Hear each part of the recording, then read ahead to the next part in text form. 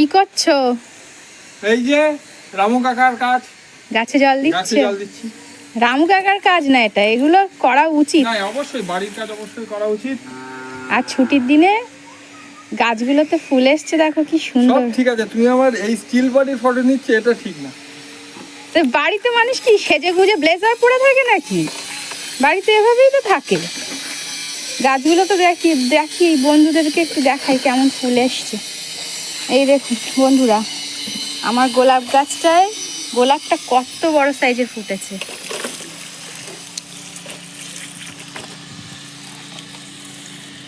এই যে গাছটা কিন্তু একদম মরেই গেছিল, আবার নতুন করে ডাল ছেড়ে ফুল এসছে।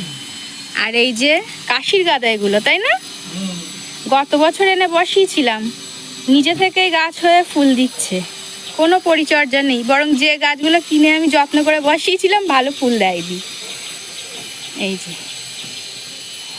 আমার স্থলপদ্ম গাছটা আবার নতুন করে সব ডাল ছেড়েছে। এই একটা কাশির গাদা গাছ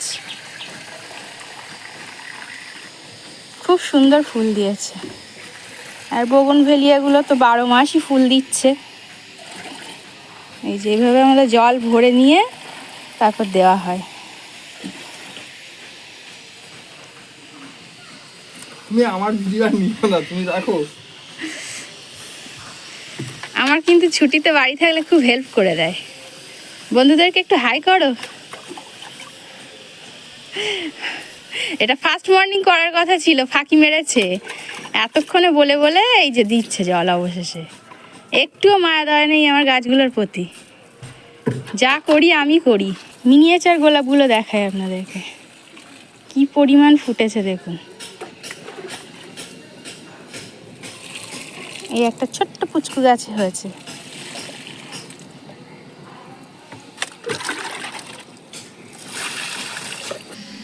এটা হচ্ছে পিঙ্ক কালারের বোগনভেলিয়া, সঙ্গে হলুদ গাছটা হলুদ রঙেরও আছে। এটা হচ্ছে সাদা। প্রচুর তুলসী গাছ হয়েছে আমার টবের মধ্যে।